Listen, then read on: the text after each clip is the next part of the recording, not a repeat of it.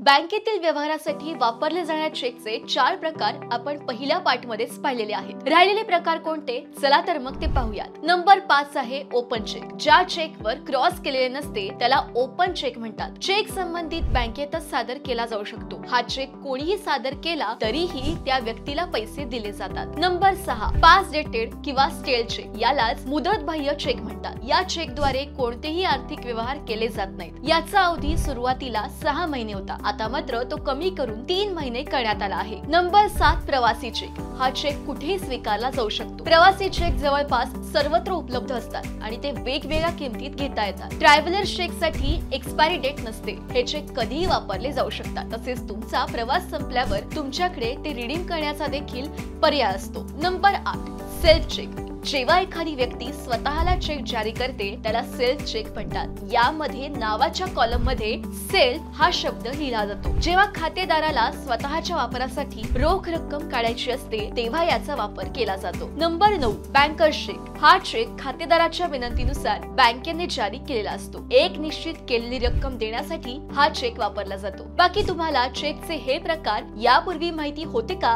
Comment मध्ये आम्हाला नक्की सांगा।